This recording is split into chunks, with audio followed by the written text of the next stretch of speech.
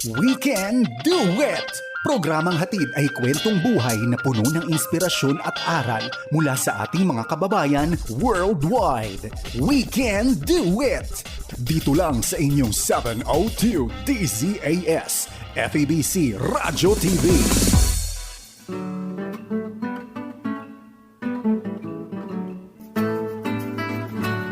From Southern California, the Far East Broadcasting Company presents We Can Do It! Wow. Napakabilis tumakbo ng panahon, Setyembre 28 at halos ay pa-Oktubre na tayo. Kamusta, Ate Maru? Ay nako, ito, masigasig pa rin at nagpapatuloy sa paglilingkod sa Panginoon, sa simbahan at ganun dito sa ating programa. And it's really an exciting time dito sa ating program. Alam mo, just to say na we can do it is a strength from God.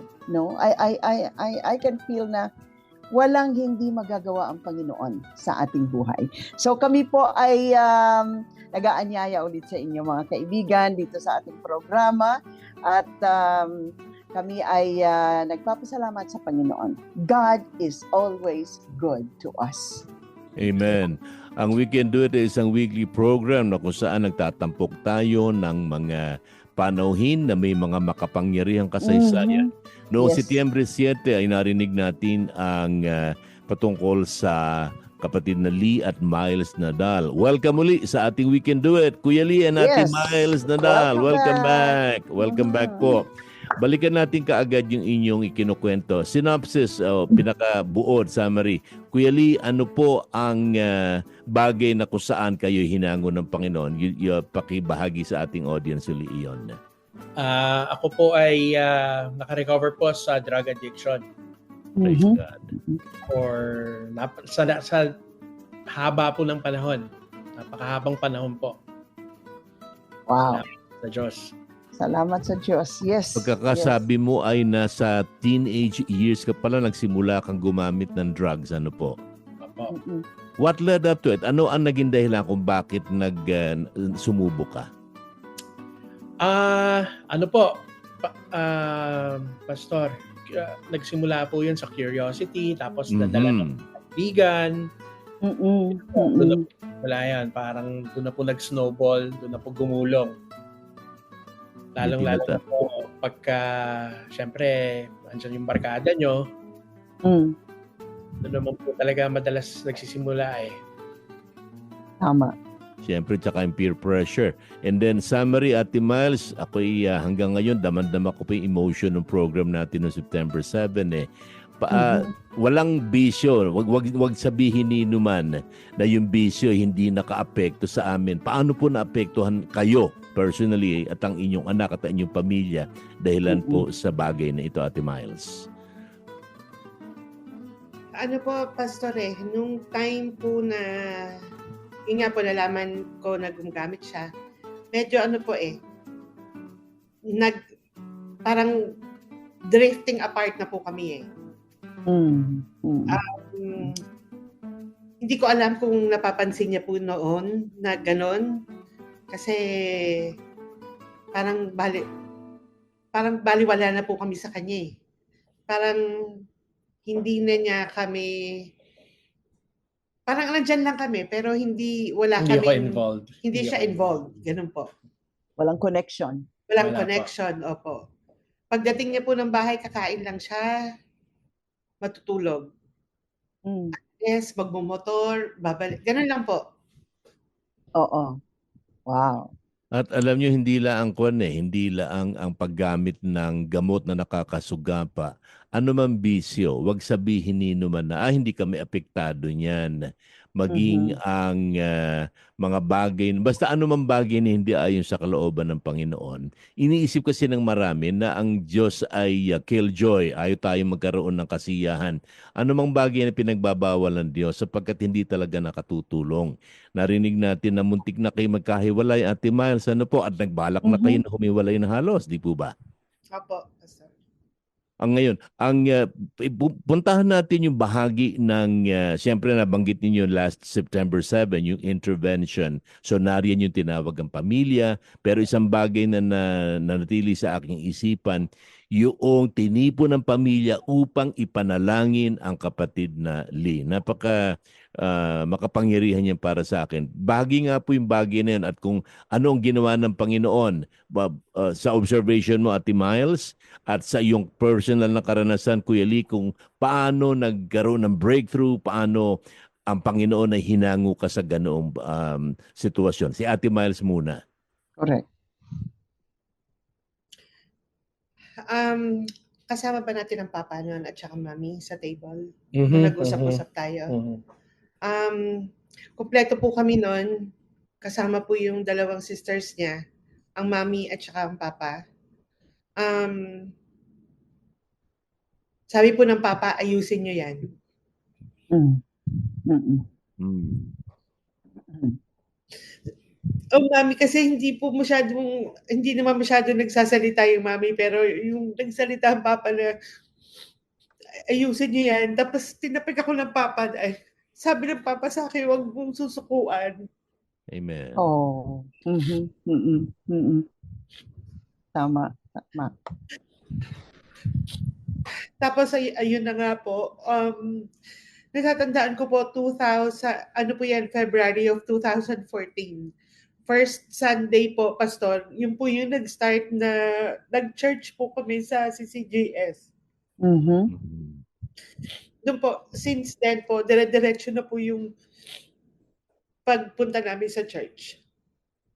Malaki kinalaman ng Panginoon at nakita ko dito ang pagkilos ng Panginoon sa inyong buhay. Hindi ko pa nga po alam noon na meron kayong dinadala na mabigat na sitwasyon. Hindi ko alam yung tungkol sa addiction na yon. Kaya magandang sinabi mo, Ate Miles, na hinabilinan ka ng iyong nasirang father-in-law, ang ating kapatid na anghel na dalay na sa piling na ng Panginoon. Ang sinabi sa iyo, huwag mo susukuan yan. Magandang piece of advice yan, mga manunood, mga tagapakinig. Yes. Kung meron kayong mga kamag-anak na nabibihag ng anumang addiction, huwag ninyong susukuan, idadalangin ninyo sa Panginoon at huwag kayong lulubay ng pagdalangin sapagkat buhay ang Diyos, gumagawa ang Diyos. Kuya Lee, ano po ang nangyari sa inyo? Paano kumilos ang Panginoon? Ang sa natatandaan ko po, ang una pong nangyari sa akin, nagkaroon po ako medyo natakot po ako nung nahahalata ko at nararamdaman ko po na seryoso na si Miles na baka maghiwalay kami. Po. Doon ko po na-realize na kailangan ko na magbago. Kailangan ko nang itigil yung mga ginagawa ko. Doon po nagsimula yon. Slowly but surely, sa tulong po ng Panginoon, nagsimula po akong sinimulan ko pong tumigil mag-drugs. Hindi rin po naging madali, pero ang pinagpapasalamat ko po sa Panginoon, hindi po ako naparehab. Kumbaga sa ano po ay kinaya kong lahat sa tulong po ng Panginoon, sa tulong po ng Panginoon natin. Hindi po pero nakuha ko pong malampasan. Nagkaroon po ba kayo ng withdrawal syndrome? Yung pong parang kayo nanginginig o meron kayong pakibahagi nga po yun. Isa sa mga common features yan ng deliverance. Alam niyo po kasi nangyari, Pastor, nung tumigil ako mag-drugs, sinabay ko rin yung tigil ng pagsisigarilyo ko. Okay. Para po siyang nagkapatong-patong na, pero nung sinisimulan ko po, talaga pong hindi madali. Lagi ko po siyang tinatawagan. Merong mga oras na tinatawagan ko si Miles na sabi ko, naiisip ko or yung hinahat ng katawan ko. Sa mga addict, syempre, hindi niyo basta-basta masasabing tigil na, walang mangyayari. Correct.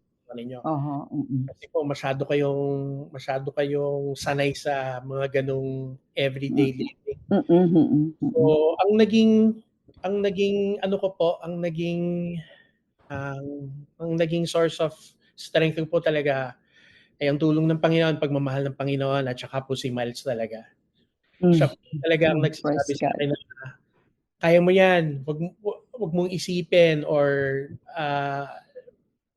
manalangin tayo, kaya mo yan, mag-pray tayo para po mabawasan yung pakiramdam ko na day in and day out, ganun po. Nag-detox po ba kayo?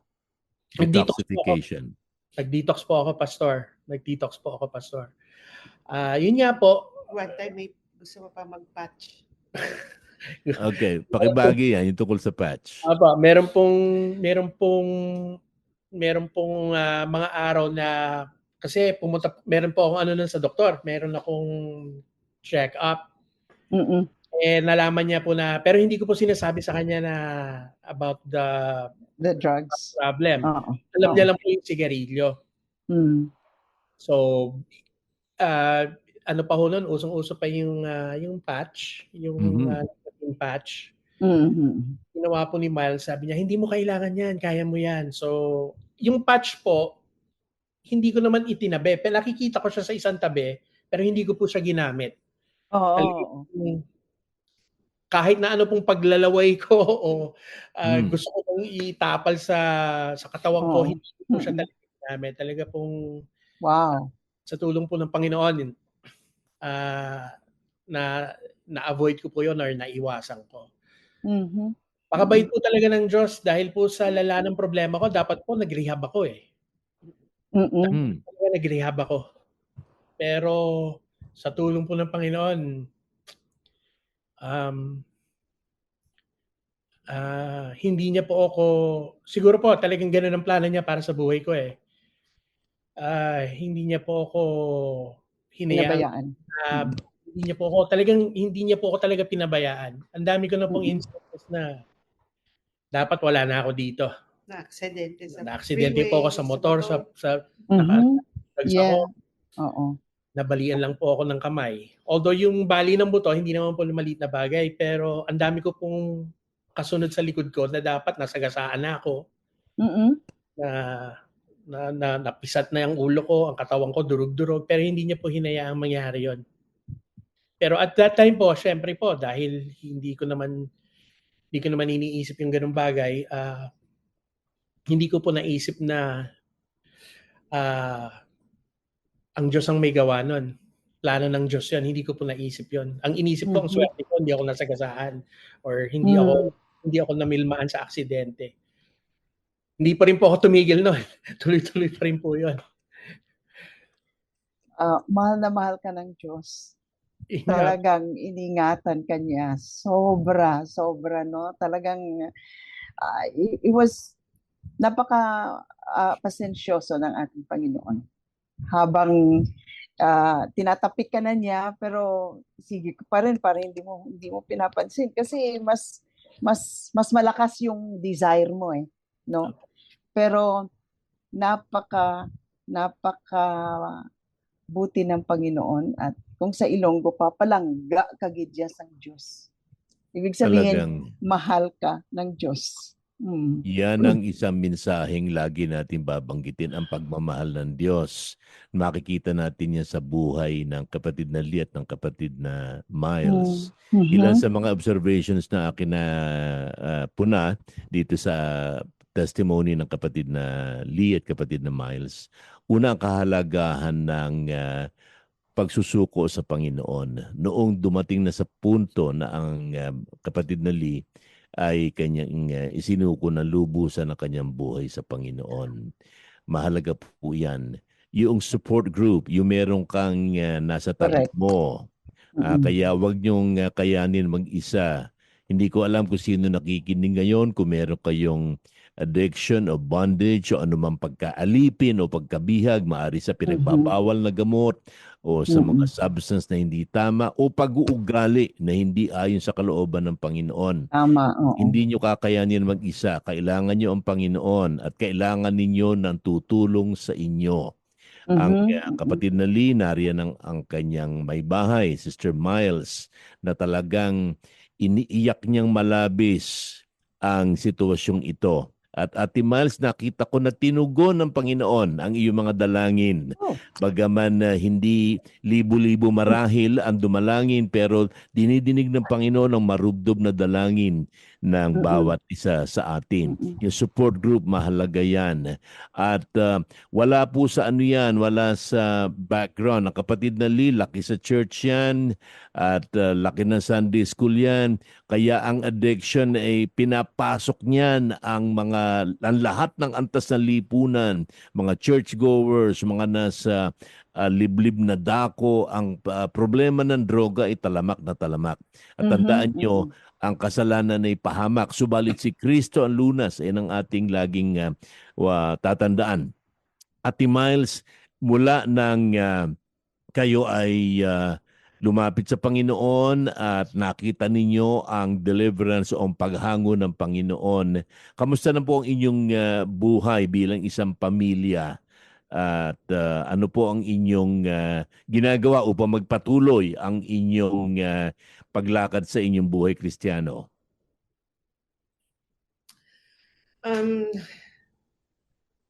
Pastor, nung nag-start po talaga na nag-church kami sa CCGS, wala po talaga noon hanggang ngayon.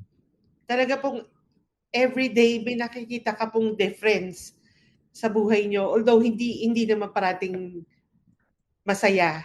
Hindi meron pa rin madaming problema. Pero napaka-easy na po ngayon. Yung parang napagdaanan na natin lahat. Ngayon pa. Ganun po. Oo. Na, Tama.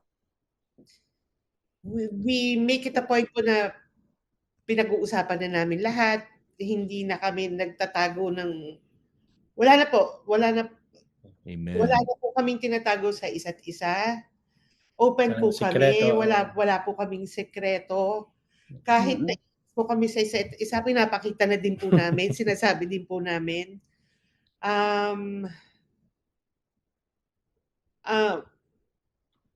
Mas very thankful po ako kasi nagstay ako. Amen. Gaano kadami yung iyak ko noon. Pero dami ng iyak ko ngayon, pero yung tears of joy na po, hindi correct. Yes. Hindi na po, I mean, it's worth it. It's worth it po talaga. Diyos. Ngayon nililingon na lang natin ngayon, Sister Miles, na ito ang pinagdaanan at dito tayo hinango ng Panginoon sapagkat tunay na siya ay mabuti. Ano maaari mong ibigay na payo doon sa mga miyembro ng pamilya, lalo mga esposa ng mga may pinagdaraanan? Ano maibibigay mong payo sa kanila? Dapat po open ang communication. Dapat po wag susuko. Yun po. Wag susuko. Panalangin parate.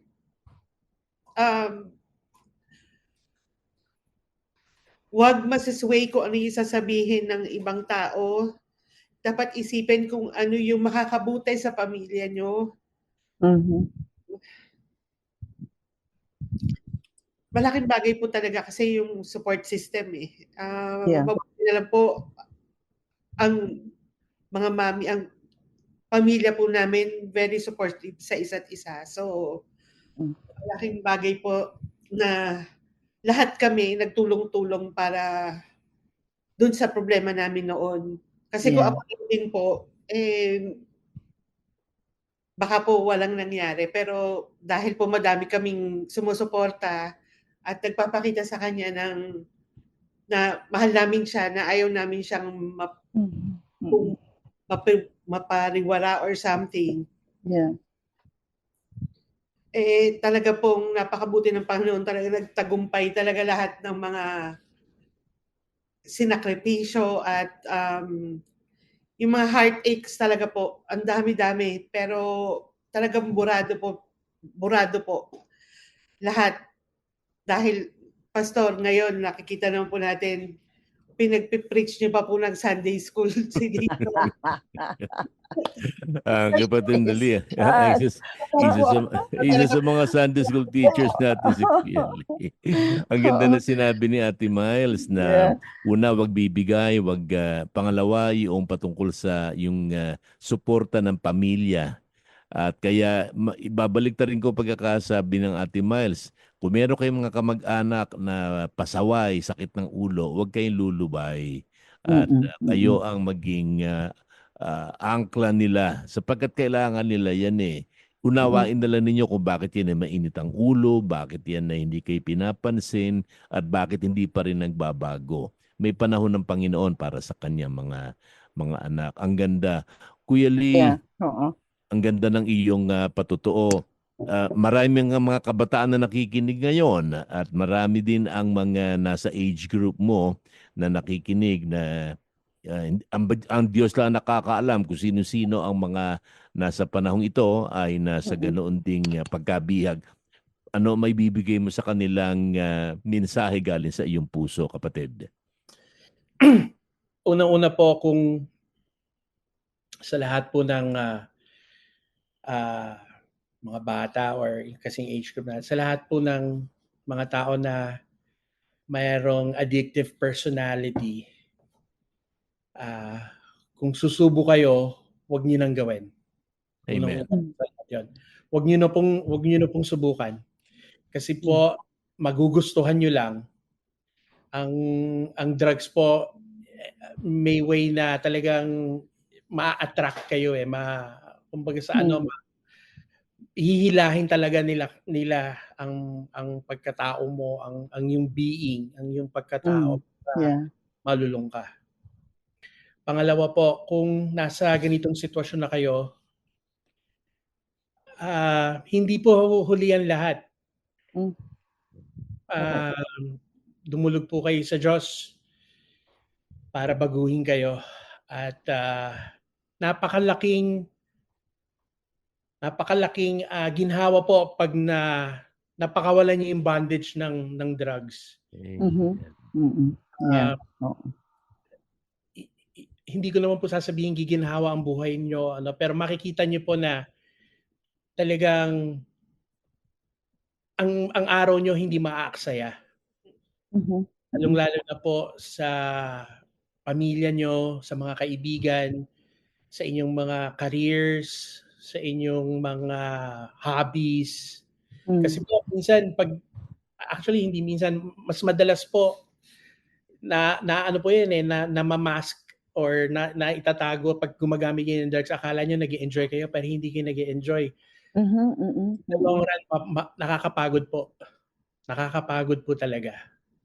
Wow. At saka mayroon kayong anak na lumalaki din. Yun And po. then, of course, yung iniingatan ninyo na huwag din siyang pumari sa inyo. At napakaganda. You are a strength to our listeners na siguro dumaan din ng ganung problema. At marami. Pero naging matagumpay ang inyong journey when it comes to this. And purihin ng Panginoon sa inyong buhay. Thank you po. Amen. Purihin ng Panginoon. So, mga kaibigan, reminder lang po sa inyo, sa ating mga tagapakinig dyan, ang ating programang We Can Do It ay napapakinggan sa FEBC Radio TV at napapanood sa Facebook Live at sa YouTube channel ng 702 DZAS FEBC Radio TV. At ganun din, napapakinggan din tayo sa Mindanao, especially sa Coronadal, South Cotabato, sa istasyon DXKI 1062. Ito ay tuwing Miyerkules ng hapon, alas 5:30. So, kami po ay pansamantalang magpapaalam. Maraming salamat sa aming special guest. Yeah, si Kuya Lee. And then, si Ate Miles, nagkuya-kuya na tayo dito. Anyway, we are so glad that you can share your life dito sa ating programa. So kami ay pansamantalang magpapaalam at babalik kami next week sa ganito ring oras at himpilan. So pansamantala, we will just say goodbye. Ito po inyong mga kaibigan sa We Can Do It, Ate Maru Cepeda Javier. Dave na po, Marcelo po, kinakatawan ko na po ang ating kapatid na Lee at Miles Nadal, kabilang ang kanilang buong pamilya, ang Ate Laila at si Lance, at ang ating technical assistant sa control, ang ating kapatid na Desa Magtunao. Tandaan ninyo tulad ng narinig natin ngayon, ano man ang ating suliranin sa buhay, ano man pagkabihag, may katubusan at may kalayaan. Ang Panginoon nagsabi na makikilala ninyo ang katotohanan at ang katotohanan magpapalaya sa inyo. You shall know the truth and the truth shall set you free. Ano man problema, kakayanin natin yan tulad ng kapatid na Miles at kapatid na Lee.